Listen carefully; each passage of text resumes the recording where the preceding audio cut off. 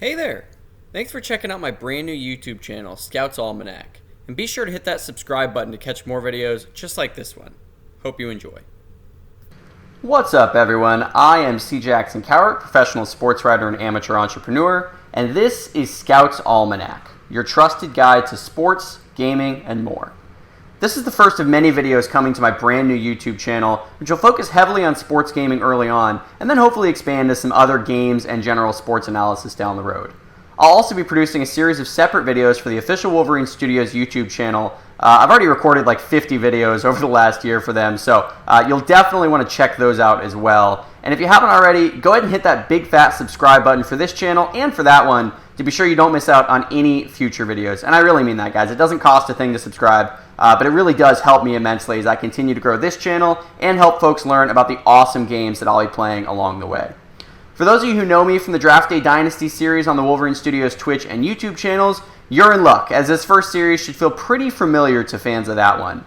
In this video, we'll be starting a brand new series called Draft Day Rebuild, where I'll be taking over various pro franchises and trying to bring them to the promised land.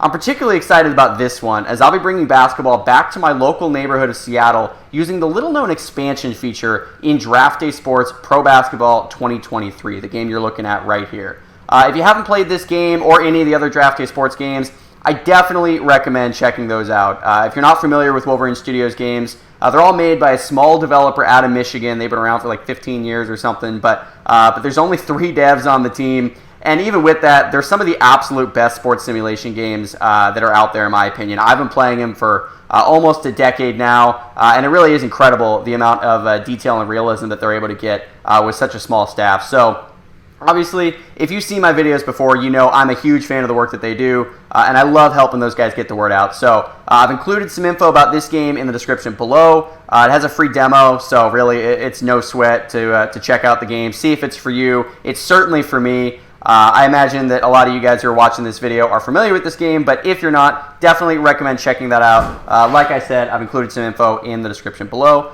Anyway, without further ado, let's jump right into this here. So I'm going to go ahead and start a new league, and we are going to be bringing the Sonics back, all right? Revenge of the Sonics. So, again, for those of you who haven't played this, you have some options here. I'm not going to go too deep into this because I'm guessing most of you guys have played this, but I tend to do challenge mode.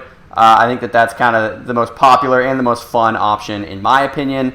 And I'm going to go with default rosters here. So this game does come with updated rosters. They don't advertise that very loudly for licensing reasons, but the rosters are pretty much everything that you would expect from a pro basketball game. So you have some other options as well. You can do fictional rosters. You can do historical replay, which I'm definitely going to be doing in some videos down the line. But for now, we're just going to do default rosters here. Start with 2022. And go ahead and continue there. And everything else here. So save name. We're going to call this one Sonics. And we are going to outfit ourselves with some realism here. So one of the cool things about this game is you can pretty much change like just about anything. Super customizable. So I'm going to go ahead and change the names here. Salary cap, luxury cap, I'll keep those the same. Pretty sure those are the real life amounts. So no need to mess with those. We'll do auto save for now. And then go to league settings here and do a 1 to 100. I like using dynamic ratings. Will cause your ratings to be displayed each season as a current perception of the player. I'm always a fan of anything that kind of introduces fog of war or uncertainty into these games. It's too easy, especially when you've played these games hundreds and hundreds of times like I have. You kind of get a sense of what these players' ratings are, even if it tries to obscure it a little bit. So I do like using dynamic ratings, and it'll kind of mess with that traditional structure that we're all used to, of just kind of stripping away some of the certainty from your scouting and forcing you to actually pay attention to the stats, which that's what we should all be going for, right? So, all right, I'll leave all the rest of this the same. I'm going to turn off this. I downloaded a mod, which I'll get into in a second, that has all of the owner names. So you're going to want to uncheck that to make sure that remains the same. And then use trade restrictions. All this stuff looks pretty good to me. So, like I mentioned, I did download a mod for this, so you're going to have all of the teams that you know and love, Boston Celtics, Brooklyn Nets, etc., etc. You have the logos here. All of these teams have their logos as well. It's super, super easy to do. all the logos and teams, all that stuff is available in the real world mod from Slybell. Like I said, it's super easy to download. It takes like 5 minutes. So just follow the link from the Wolverine Studios forums. It basically does the rest. We're also going to be using a photo pack from GM Games. Shout out to Chris over at GM Games. Again, super straightforward to download. So I'll drop a link to both of those in the description below. But for right now, everything looks good to me. Same thing with the D-League, as if I really care, but it all looks good to me. So I'm going to go ahead and continue on to here. All right, so this is where it gets a little bit more personable. So if you've played these games enough, you probably have a favorite face. I certainly do. I am Mr. Face 33. I know where my bread is buttered there. For clothes, probably going to go with 3. I do have the option here to get a little bit more casual with 44. Got the button down, looking real fly, and 49 got that darker look. But I'm going to go to 3 here. I think I should look professional if I'm going to be trying to take the Sonics back to relevance here. So I will go ahead and roll with that. For age, pretty sure the youngest coach in the NBA right now is 34. So let's just go with 35. I'm a young gun taking over the Sonics. And gosh, personality. This is a tough call. There's like, what is this, 25 or something to choose from. For now, I think visionary, right? I mean, I'm leading the new franchise here. I have to basically set the direction. So I think that is going to work for me. I'm going to pick no team right now, and I'll show you guys why I'm doing that in just a second. But for now, no team. Philosophies, I'm not going to worry about this. I'll fix all this later. I'll wait until I actually know kind of what my roster is going to look like. Skill settings, this is locked because we're in challenge mode, like it says up here. So let's just go ahead and create this league. So like I said, the rosters are all going to be up to date heading into the year. Actually, I think they did a roster update like literally today as I'm recording this, so probably yesterday if you're watching this when this video comes out. So the rosters are all going to be up to date, which is good. But I'm actually going to sim ahead a full year. So to me, that's the best way to do expansion. That's what I would recommend, as opposed to just starting with 30 teams and then having to rebrand a team. I've seen some people do that on YouTube. It's a perfectly fine option, but for me, I like to use the actual expansion options in this game. So we're going to go ahead and hop in as if we're starting in the 2022 season, which we are, but I'm going to sim ahead a full year so that we can hit that expansion option heading into 2023 and actually try out the awesome expansion draft feature in this game. So I'm going to enter this here, but to save you guys some time, I'm just going to go ahead and sim ahead a season. You're not really missing anything, but I'm just going to go ahead and hit the sim button, and I will see you guys in 2023. And just like that, the magic of time travel. We are at June 7th, 2023. Sim through the entire season there. It took about 10 minutes or so. Kind of a crazy bloodbath of a season. I was just following along on the bottom right. LeBron broke his foot. Damian Lillard broke his leg. Paul George got traded and then broke his hand. Giannis, I think, tore his ACL, and I'm pretty sure the Bucks still made it all the way to the finals. Don't really know how that happened. But anyway, all right. Didn't miss too much, though. It's all kind of in the past now, right? It doesn't really matter. So we are focused on 2023. So here is the draft lottery. We'll skip through this a little bit because we're not going to have a pick. We don't actually exist as a franchise yet, but I am going to be curious to see who gets some of these top picks because I'm pretty sure we're going to have either the 5th or the 6th pick once we expand. So I will be curious to see which teams we are going to have to potentially pick behind or trade with. So, all right, Grizzlies get the 4th pick. Sixers get the 3rd. Oh, wow. Blazers get the number 2 pick, and the Rockets get the number 1 pick. All right, Blazers are local rivals there. Maybe I'll have to look into trading up to the number 2 pick there. That would be kind of interesting. All right, let's see who won some of these awards. I do like doing this right before an expansion draft, just kind of see the state of the NBA. So let's look here. NBA awards here. Jokic. Wow, 3-time MVP. Look at that. The game knows what it's talking about. Jokic, the favorite to win MVP in real life. And right here, 3-time MVP winner. Wow, 32 points a game, 13 rebounds, 5.9 assists. That's a little low for Jokic. I think this game needs to bump up his assists. But if they do, it might be a little game-breaking, and that's a testament to how game-breaking Jokic is in real life. Paul George, like I said, pretty sure he broke his hand or broke his foot or broke something. But still won Defensive Player of the Year, so good job by him. Tyrese Maxey, he also was injured. I'm like 100% positive he suffered 2 devastating injuries during the season and still won 6th Man of the Year. So that is really a testament to him. Chet Holmgren, the only guy here who in real life actually broke his foot. Looks like he was able to stay healthy all year. And Mike Malone, the 61-win Nuggets. Did they win it all? I actually have no idea. They did. Look at that. Jokic, Finals MVP. Congratulations to him. 35.5 points a game, 15 rebounds. Again, 7.1 assists, a little lower than you would expect from Jokic. But still, an absolutely unbelievable run by the Nuggets. First ever, looks like. I think. That seems right. So congratulations to Nuggets fans worldwide watching this. This is as close as you've ever gotten to feeling a championship. So really proud of all the work that you guys put in. Okay, it is June 18th, 2023. This is the general manager phase of the game. They're looking for jobs. I'm unemployed. I'm not looking for jobs because I already have a job earmarked for me. That is the Sonics job. So we are going to advance a couple days here. And like I said earlier, we're looking to get to June 20th. That is the magic date in this game. Once you hit June 20th, just go on over to your name and go to Commissioner. And that is when you can hit this Expand League button right here. So once you're ready to expand, you just hit that button right there.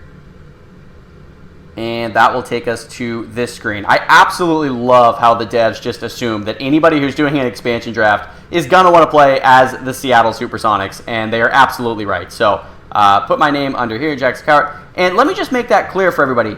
It's the Seattle SuperSonics, okay? I don't want to hear any of this Seattle Sonics nonsense, okay? Seattle SuperSonics. Don't forget that second S capitalized there, okay? For grammar nerds like me. So, all right, Speed Arena. Everybody knows it's the Climate Pledge Arena. 1983, whatever, that sounds right.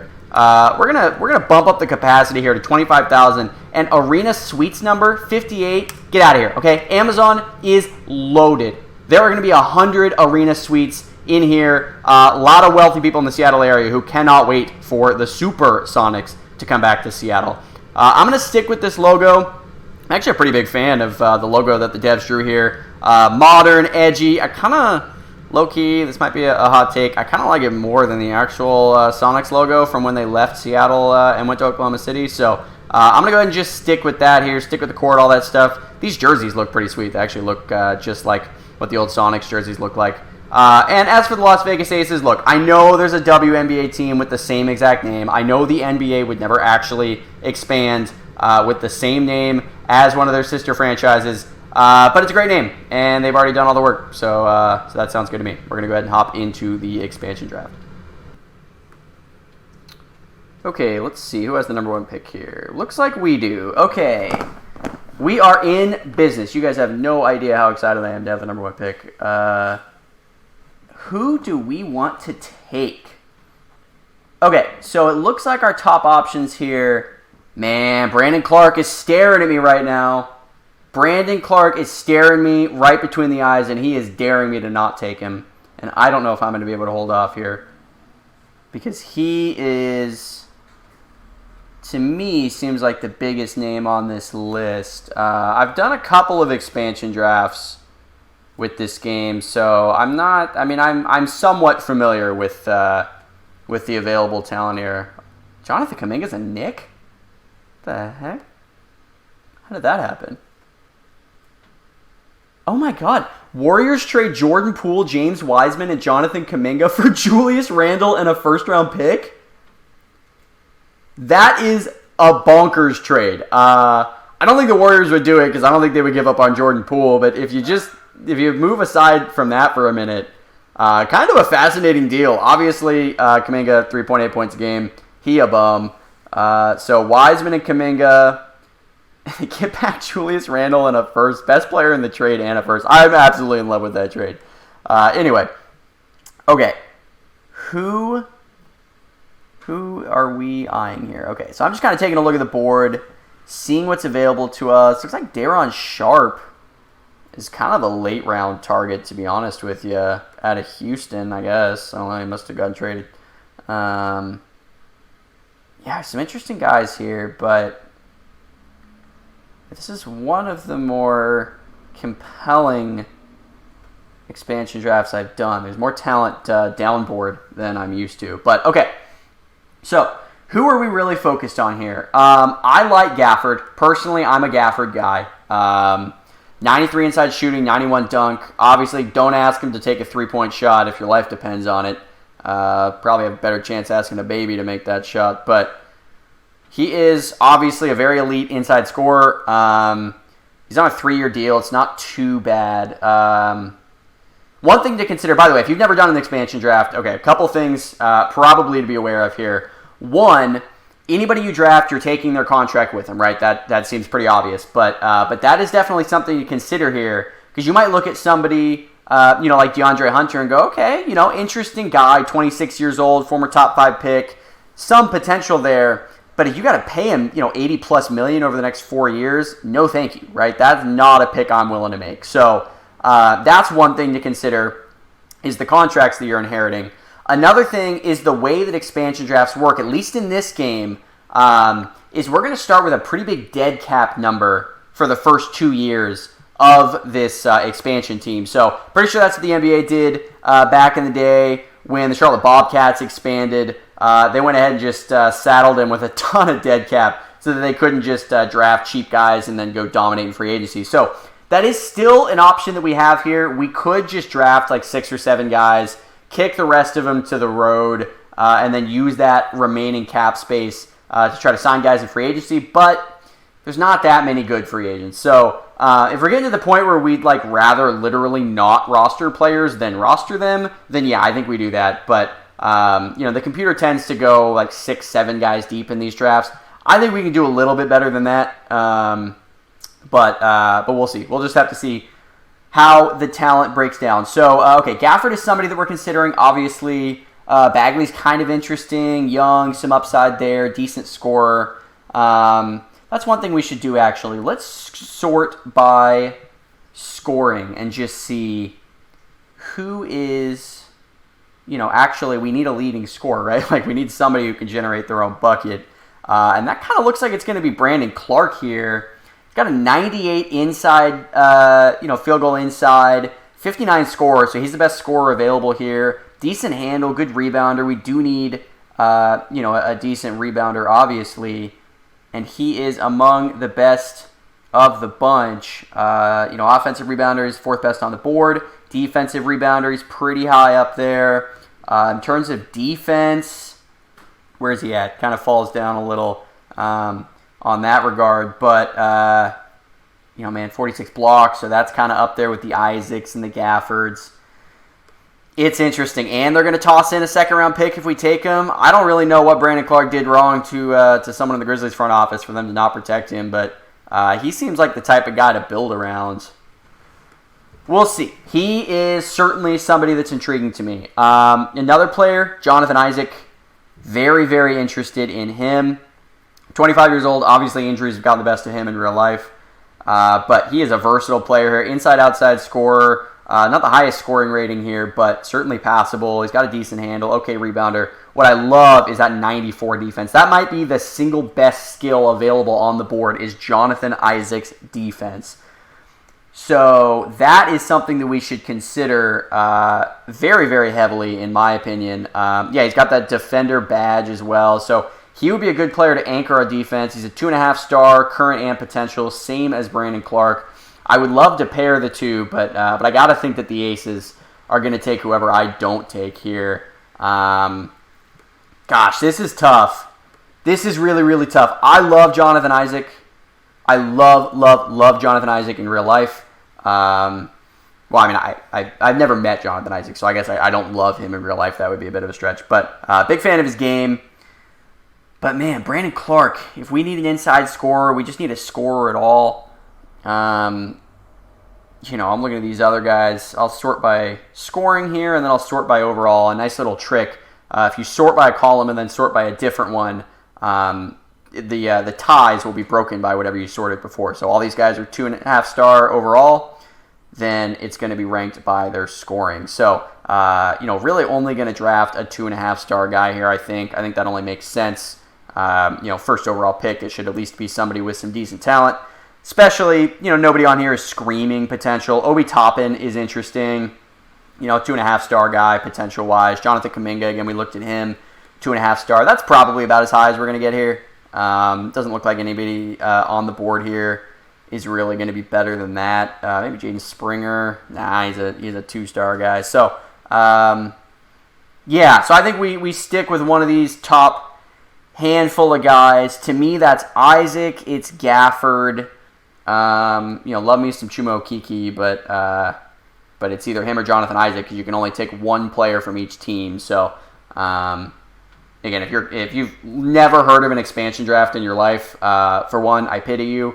But general thing to know, you only get one guy per team. So whoever we take here, it's going to take everybody else off the board from that team. So if we were to take Chumo Kiki, that means no Jonathan Isaac for anyone. And I think I'd rather have Isaac than no Kiki. So probably going to be between Isaac, Gafford, and honestly Brandon Clark. And it comes back to if there's if I think the single best skill here is Jonathan Isaac's defense, Brandon Clark's inside scoring's got to be pretty high up there as well. Elite inside score, and it's not just dunking either; it can actually score down there. So, we'd have a little bit of a post outlet if we're not able to create our own shot. And it looks like in terms of Brandon Clark's scoring abilities, 75% of that is post scoring. So that'd be great. A down low post score, 13 points a game. That's probably the highest of anybody on this list. I don't even really know who would come close. I mean, DeAndre Hunter's scoring sub 10. Gafford scoring 5. So I think it's Brandon Clark, and they're gonna pitch in a second round pick as well. I think we got to do it. It's a lot of money over 4 years, but I think it's worth it. All right, so they took Bagley. Okay, so that's actually a pretty big deal there. If they're going to take Bagley, that means that we could still take Jonathan Isaac here. And I just think that might be what we do. Like I mentioned, huge Jonathan Isaac fan. I mean, if I met him, I bet I would love him as much as I'm saying here. Good family, raised well. So, oh, man, there are some other options here. But nothing as intriguing as Jonathan Isaac defensively. Man, pair him and Brandon Clark as the 3 and the 4. Not even the 4 and the 5. We'd get Gafford as the 5. We would actually have like a legitimate squad going here. Maybe get a little Dorian Finney-Smith action off the bench. I'm starting to feel like there's a team in Seattle. Okay, I think it's Jonathan Isaac. I love the man, and that's enough for me. So, yeah, I think I'm going to do it. All right, they took Terrence Mann. They don't know what they're doing. The Aces are headed straight for the Tankathon, guys. They are not looking to build a winner here. They are looking to build the biggest loser, and they're off to a rousing start. And that's good for us because there is still plenty of talent left on the board here. Obviously, Gafford is somebody that I'm interested in. 6'10", 234, great dunking ability. Would love to have two guys inside that are pretty legitimate scorers. Kind of zig while the rest of the league is zagging, right? If we're going to be an expansion team, that might be kind of the only way that we can succeed. So Gafford is pretty interesting to me. I wish he had that defender badge. He doesn't. But he does have good defensive ability, among the best on the board. His shot blocking is 49, which doesn't feel that high. You look at his stats last year. How many blocks? Yeah, so he only got 0.9 blocks per game and just about the same amount of minutes as he had in real life the year before. So this game may be underrating him a bit as an interior defender, not getting as many blocks as you would expect, but he's shooting 66% from the field.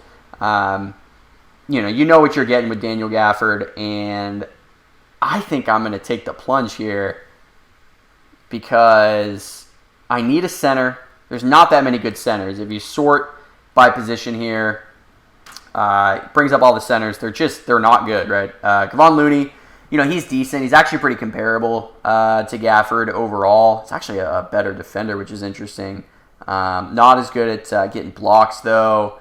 Not as good of an interior scorer. And then when you look at his dunk rate, 56 dunk. 2-star potential. You come over to Gafford here. Gafford's got that 2.5-star elite dunker, good court IQ. So I think Gafford is the pick here.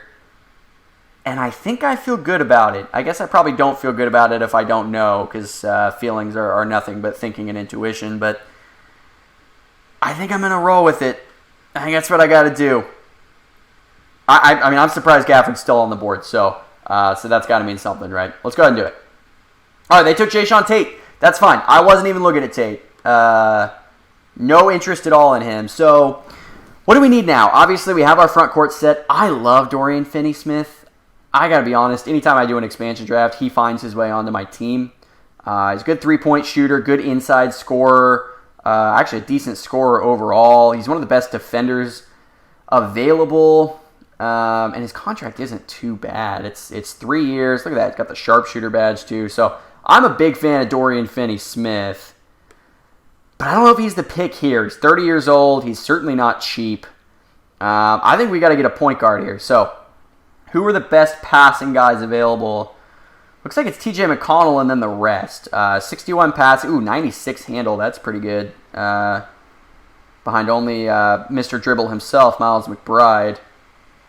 But, he's certainly up there in that department. Defensively, he's pretty solid.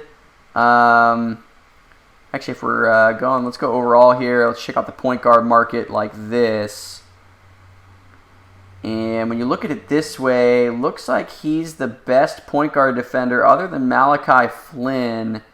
And if you drafted Malachi Flynn to be your starting point guard, you have basically resigned yourself to the lottery. And I'm not ready to make that decision yet. So it's got to be either McConnell or Devontae Graham at some point. I would hate to wait and have one of those guys snatched out from under me. McConnell's pretty cheap. I know he's getting kind of up there in age to be taking this early in an expansion draft, but who are we passing up, right? We're passing up Finney-Smith, who I like, but we already have 3 front court players. Jonathan Isaac certainly seems to qualify as that. If we take McConnell, that means there's no Jalen Smith. Jalen Smith is kind of an interesting guy, good inside scorer. That is certainly a pudgy man. Good inside-outside game, decent scorer. I mean, there's actually some things to like here with Jalen Smith. There actually is some things to like about Jalen Smith. He's a good, well-rounded player. Looks like his stats are already bearing that out. 11 points a game in 25 minutes. I'm kind of interested in Jalen Smith, but I can't just go full front court, right? And if I do that, then there's absolutely no guards available. And McConnell's the only guy that knows how to pass. And if I'm going to have this many big guys, I need somebody that's going to be able to set them up, and I don't think I can take that risk. So TJ McConnell it is. All right, they took DeAndre Hunter. They took the big contract. Don't really know why they did that, but that's fine. Not super concerned about it. He was not on our radar to take. So now we're looking at Finney-Smith. Nasir Little is somebody that's kind of interesting to me. No badges, but does have some decent potential. Again, another inside-outside scoring type. Really good defender, 75 overall. He's somebody that is going to be worth a pick at some point. Is he worth the pick right now? I think it'd be good if we could get a shooting guard. I don't know if we're going to get one, but let's sort by 3-point shooting and then overall, and Finney-Smith right there. I don't know. Can we play Jonathan Isaac at the 2? Is that getting a little too egregious? Luke Kennard, that's honestly pretty sick. 88. Shooting from deep. He's a decent defender. He's only 27, which is kind of surprising. Oh, good free throw shooter. I mean, he looks like he wants to actually kill me. So I don't really know if I want to bring a violent threat into the locker room. But, he's Luke Kennard, right? You know what you're getting from Luke Kennard. You're getting from a former Duke guard, right? He's that, but if we pass him up, we're kind of passing up, the best shooter on the board here, and it gets a little weak after that. No, Alex Caruso is somebody I always have my eye on in expansion drafts just because of his defense and sort of his 3-point shot, but I'm not going to take Caruso this high, right? This feels a little bit high. Yeah, I think I'd rather take Kennard, and I absolutely hate Kennard. So, probably not going to go with Caruso just yet. And then you start to get down here, these guys just aren't good enough, right? Trey Murphy for the upside, but we're going to win some games. So, I think it's either going to be Dorian Finney-Smith here. I know I should take Nasir Little. I should consider him, but I kind of think I can wait on him. Or it's going to be Luke Kennard. And Against my better judgment, I kind of think it should be Luke Kennard. It's only a 2-year deal, so once the dead cap is off of my cap sheet, so will Luke Kennard be. So that's good. He knows what he is, right? He passes and he shoots. Kind of what we're looking for. We do need a starting guard. I don't know why his stats are so bad, though. I guess they put him on the bench and he kind of suffered, but still shot 43% from 3. I mean, you can't really do better than Luke Kennard if you're looking for a 2-guard who can shoot. And that is what we're looking for. So, Luke Kennard, welcome to the Sonics. Oh, they took Nasir Little! Dang, what are the Aces doing? I had him earmarked. All right, well, now we have to take Dorian Finney-Smith as kind of that super sub off the bench. He can play for Isaac. He can play for Clark. It's kind of a perfect 6-man, to be honest.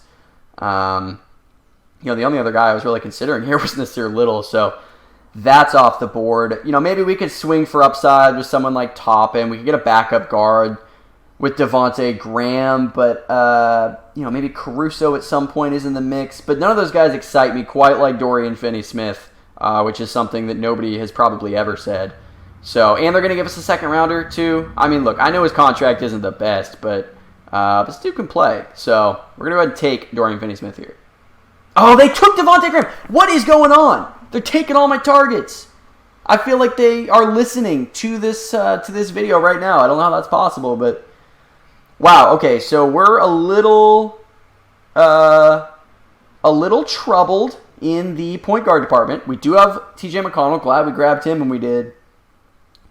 But it is looking shaky outside of him. This might be the point where we just start taking a couple guys and then leaving some room for free agency. Or maybe we draft a point guard or something, because I don't know. I don't really know how to do this. We don't have a lot of free agent space, so I don't really just want to fill it all with not good players. But, we could do something sneaky and, take one of these guys and cut him, do the select cut where it doesn't count against your salary cap, get a draft pick, and then try to sign them in free agency, like someone like Duncan Robinson. But it feels a little too early to do that. There's still some guys on the board that I'd at least be nominally interested in at a cheap rate. So let's keep our attention on them. Let's see, do we have any other scorers who are standing out here? Fournier is kind of interesting. He's a good 3-point shooter. It's a 2-year deal, so he'll be off the books. But again, I mean, that's money we can't spend in free agency. I don't really know how good this free agent class is going to be. I don't really know how active I'm going to be in it. But, I don't really want to just punt on it entirely. But, man, we might have to, because some of the contracts that we were taking earlier, Brandon Clark was a big one, Isaac was a big one, Gafford was a big one. Those 3 alone were up to 50-some million, so you add in McConnell and Kennard. I think they combined for about $20 million, so we're probably up to 70 or so. Dorian Finney-Smith, probably 85. So with our dead cap, we're honestly probably already capped out. So this might just be the time where we start taking some big contracts and try to flip them for some stars, right? Take some young guys, take some older guys on big contracts, combine them, see if we can work a trade here. I'm certainly not against taking advantage of the AI if they find one of these young guys to be a little more compelling than I do. So Fournier is on the table. There's a lot of Knicks here. Toppin, Kuminga. If we take Fournier, then those guys are going to be off the board. I think that's okay. I don't know. Toppin's kind of interesting, though. Honestly, Toppin is kind of interesting. He's not scoring a lot, but he's a good dunker. Fit well with Brandon Clark and Gafford. Not really impressed by Kuminga. He's basically just a worse Toppin. And he scored 3 points a game last year. So obviously something's wrong under the hood. Aaron Wiggins randomly has a potential rating of 3 stars. So maybe he'd be somebody that's worth a gander here. But I think I can wait on him. And is there really anybody else that's... Caruso. Caruso. Caruso's the guy. I think we take Caruso here. I would hate to lose out on a Nick and just lose them all, but I think Caruso might be the pick. Maybe Kevon Looney is a backup center. Peyton Pritchard as a backup point guard, which we do need now because we don't have any point guards after they took Devontae Graham. So we still have some options here. I'm not going to play the free agency route. I think we take these guys, realize our cap sheet's going to be a little on the high side, and that's okay. All right, yeah. So those are all our options. So I'm not going to take Fournier just yet. I kind of like Toppin. I honestly kind of think Toppin might be who I want here. It's probably Boucher. Kind of fits the mold of what I'm doing here with these other guys. He's kind of Isaac-like, so maybe he would be somebody, but I could probably wait on him. That's a huge number to pay for somebody that's just okay. I don't know. I mean, 21 points a game, bad field goal percentage, but yeah, not great from three either. I don't know. I don't know if he's really going to be a difference maker for us. Good rebounder, though. Good defender. Who's the best defenders left on the board? Muscala is a backup big. Caruso. We kind of need a defensive guard. We don't have one. And if we don't take Caruso now, we're never going to get one. And those guys are not easy to find in free agency or on the block. At least not ones that you feel like you can actually play in the game. So, good enough shooter. He can stay on the floor. I'm going to take Caruso. He doubles as a backup point guard. I like it. I feel good about it. All right, Caleb Martin. We're still in business here. I think we take a Nick here. I think we just go ahead and take one. Boucher is interesting, but let's just get the Nick out of the way. And I kind of think it should be Toppin. Toppin's sort of an interesting player there. We could let him mature, learn from Isaac and Clark and the like. Fournier's there, but I just don't know if I really want to be paying him that much money. So we just took a shooting guard as well. I feel like we can get away without one. So let's take Toppin. Let's take Toppin and see what happens there. Okay, they took Looney, so that was our backup center option there. But that's okay. I don't... do we need to spring for one now? We might need to spring for one now. Kem Birch. He's okay. I'm not in love. I mean, we can probably find one in free agency, to be honest. Use our mid-level exception or something. Do we just swing for upside here, or do we try to take another player? Pat Connaughton's not bad. He's a pretty good three-point shooter. Yeah, he's got that sharpshooter badge. That's not too bad. If we need some shooting, we don't really have much, so it might be good to fill this roster out with more shooters. And I'm already punting on free agency. I don't have enough cap room, so we're gonna have to acquire guys through this expansion draft. That's pretty much the only way to build out the roster. So Connaughton is somebody that is certainly attractive to me in this spot. Wiggins just kind of is a pure upside swing. And then eventually we'll have to get a backup big. Muscala is actually not bad, just late. Good defender, good inside scorer. Muscala is probably somebody that we'll target with one of our last picks if he's still on the board. But anybody else, Peyton Pritchard, I guess we technically don't have a backup point guard. Yeah, I guess we don't. That's kind of concerning. How many are there? Wait, there's literally 2 left. It's Malachi Flynn or Peyton Pritchard. All right, well, after I said those disparaging things about Malachi Flynn earlier, I don't know if it can be him. There you go, sharpshooter. Yeah, get a point guard that can actually shoot, unlike TJ McConnell. I mean, McConnell's okay, but not really going to put him out there on the threes squad. So, yeah, he's got a little potential. Peyton Pritchard, Oregon kid. Where's he from? Where's his hometown? I don't know, but he spent a lot of time in the D-League last year. I don't know what to make of that. He also... Yeah, I was going to say, he averaged 10 points a game. Nope, that was in Maine. That was with the Lobsters. So, tends to over-focus on his offense. Creating situations. They've improved. Is a killer crossover dribble. Well, yeah, his rating is 100. Oh, no, it's 85. Who's 100? Oh, Malachi Flynn's 100. Yeah, I think I think probably Peyton Pritchard here. I don't want to go into the season with literally not a backup point guard. So let's get a backup point guard. Let's get a backup big. If Connaughton's still there, we'll grab that, and then I think that'll be the Sonics. All right, they took Boucher. That's okay. I kind of wanted him, but obviously not that bad. Okay, Connaughton's available here, but I do think that it's important for us to get a backup big. I'm kind of interested in Rashawn Holmes. Like, you know, we're already out of luck here when it comes to free agency the next couple years. So, good inside scorer, good free throw shooter, which is interesting. That's kind of a valuable skill to have for one of these inside guys. 6'2", 235, so you can certainly bump down there. Good defender, he can dunk. Like, I don't know. Like, what am I really looking for here? I'm looking for a good I guess Mike Muscala. Looking for a good defender. Yeah, it's probably Muscala. But I don't want to take Muscala yet because he kind of sucks. So, can I take Jalen Johnson? No, it's not really. There's nothing there. I don't know. Is there anybody with upside? Agbaji. Did I even pronounce that right? I mean, he's kind of interesting, right? 2.5 star potential. That's among the highest out there. Ousmane Dieng, yikes, only 2 stars. Yeah, I mean, Josh Minot, I don't even know who this kid is, but looks good to me. I don't know. Just shooting fish in a barrel at this point. Like, we go there, and Wiggins had that random 3-star potential.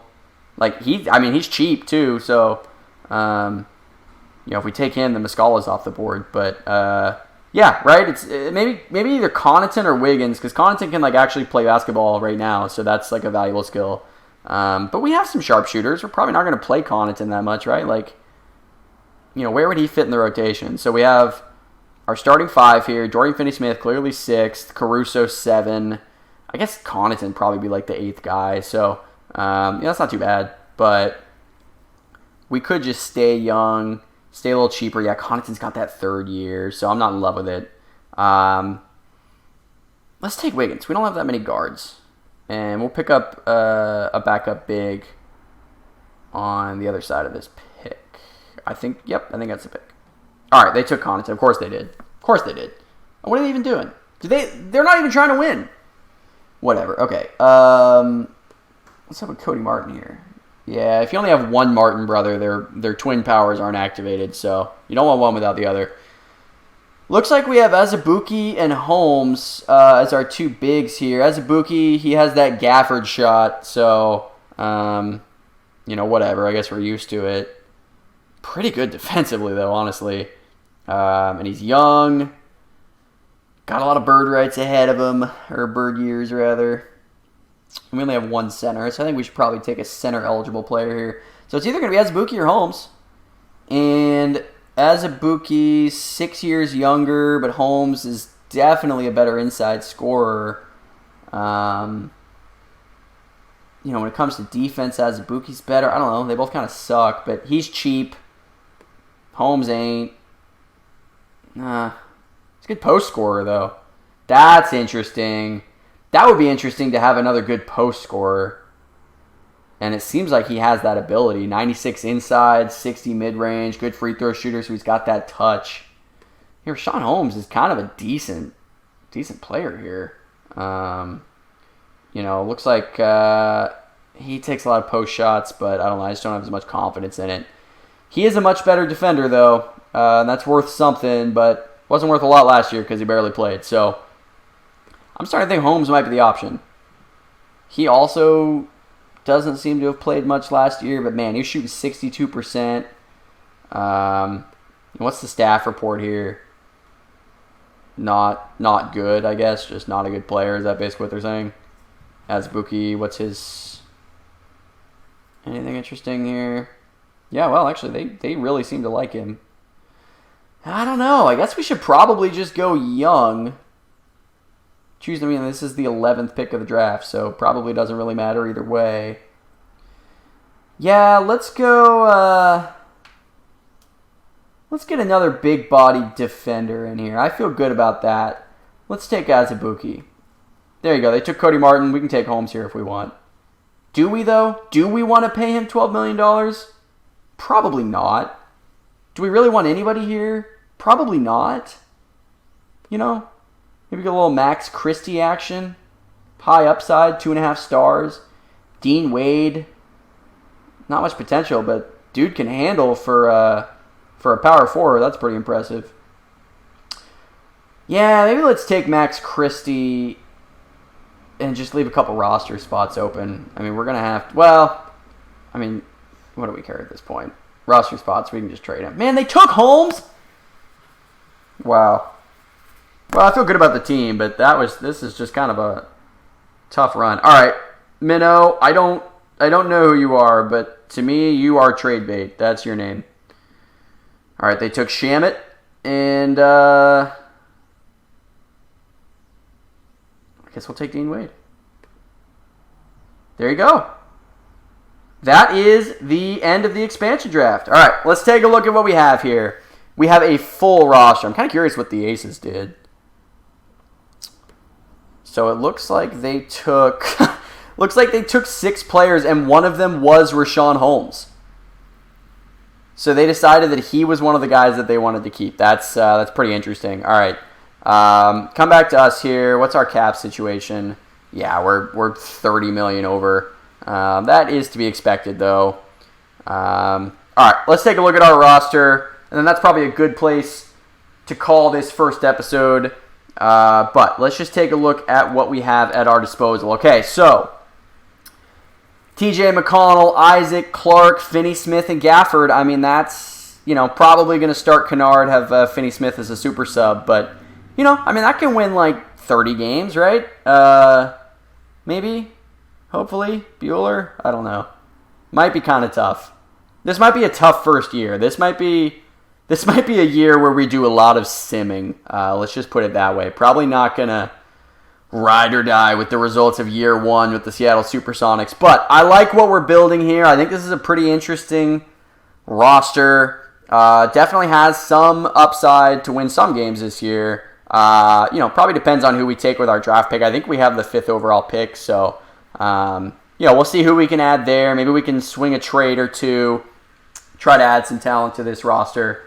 But yeah, so that's how the expansion draft works in this game. That's what the Seattle SuperSonics look like for now. And in the next episode, we'll try to hire a coach. Maybe get some free agency draft kind of stuff going on. We'll see. I think it goes coach and then draft and then free agency. So a lot of roster building still left ahead of us. But like I said, I think that's a good place to wrap up this first episode. Thank you all so much, seriously, very genuinely, for checking out this video and for supporting the channel. Like I said, this is a brand new venture. Really excited about what's coming on the Scouts Almanac channel. So appreciate you checking out this first video. If you liked this video, and I'm guessing you did if you're still watching, don't forget to hit that like button below the video and subscribe to both this channel and to the Wolverine Studios channel, where I'm going to be releasing videos pretty regularly over the next few months. So if you liked this one, I think you're going to love what's coming up on this channel and on that one. So don't forget to subscribe to each. And don't forget to check out more details about this game and the mods I'm using in the description below. If you have any ideas for future videos you want to see on this channel, if you have any other questions, concerns, or general thoughts about this video, or really just anything here, be sure to comment below or email me at scoutsalmanac@gmail.com. And go ahead and let me know in the comments below which pick was your favorite from the expansion draft. What was your favorite pick that the Sonics made? What was the pick that you think that we probably should have made and didn't, and potentially crippled our franchise for years? So I want to hear from you guys in the comments. What did you like most about the expansion draft, and where do you think that we should go from here? Appreciate you guys watching. One last thing before we go, and this is on a personal note to me. It seems like every time I watch a YouTube video these days, it always ends with somebody saying, if you like this video, consider subscribing. And if you're anything like me, even if you do like the video, you never actually consider subscribing. Then one time, I actually did subscribe, believe it or not. And that's kind of a taboo thing to do these days. But I actually did subscribe. And believe it or not, all it did was notify me when another video came out on that channel. And I thought to myself, if I like that first video, I'll probably like the other videos on this channel too. And sure enough, I did. I loved the videos on the channel, and every time I got notified, I was thrilled to be able to watch a new video. So I guess this is my way of saying, if you like this video, consider subscribing. Thanks for watching, and I'll see you next time.